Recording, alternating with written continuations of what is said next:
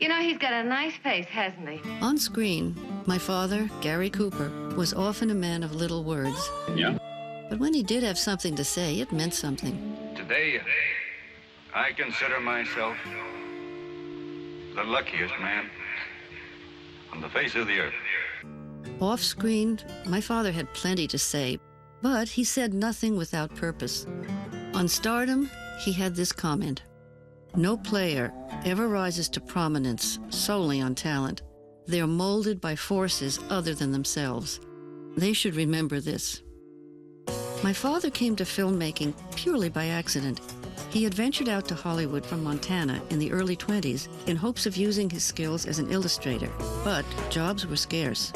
In the meantime, friends found him work as a stunt writer in westerns, and from there his career took off. Where you here from? No place in particular? Where you heading for? No place special? Oh, Shadowbum, huh?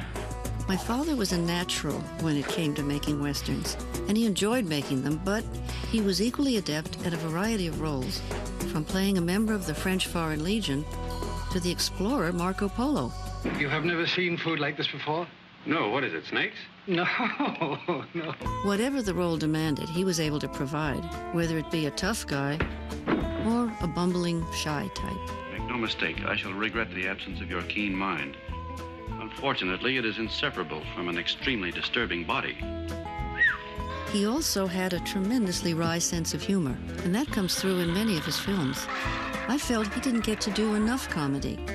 He had a natural humor, which certainly manifested itself in his everyday life. His playfulness came out in many ways, like playing the harmonica, and he tried to fit that into roles whenever he could.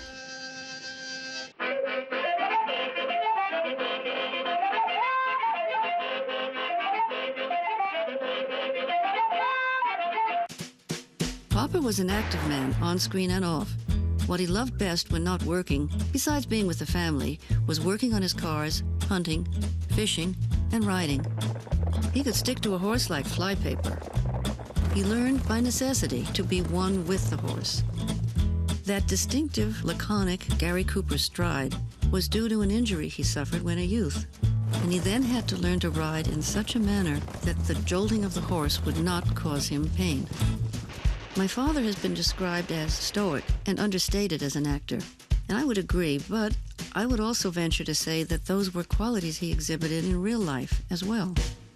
Papa chose his roles very carefully and felt that the public would not accept him as anything but a heroic figure. He once told the screenwriter Niven Bush, "Just make me the hero."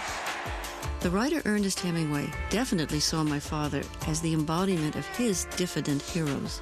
Papa had starred in the 1933 film version of Ernest Hemingway's Farewell to Arms, but Hemingway wrote the role of Robert Jordan in For Whom the Bell Tolls with Gary Cooper in mind.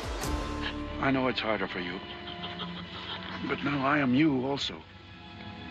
If you go, I go too. That's the only way I can go. While he loved working on films, he hated all the waiting on the set between shots, and he developed a reputation of being able to fall asleep at the drop of a hat. This ability did not mean that he didn't take his work seriously. He did, and his peers also thought highly of his work, for he was nominated by the Academy 5 times for Best Actor and won 2 competitive Oscars, the first for Sergeant York and the second for High Noon.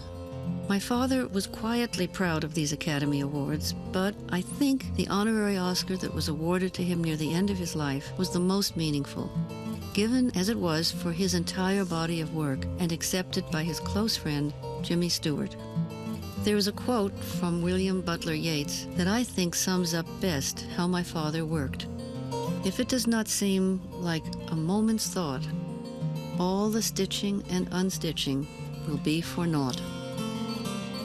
For Turner Classic Movies, I'm Maria Cooper Janis.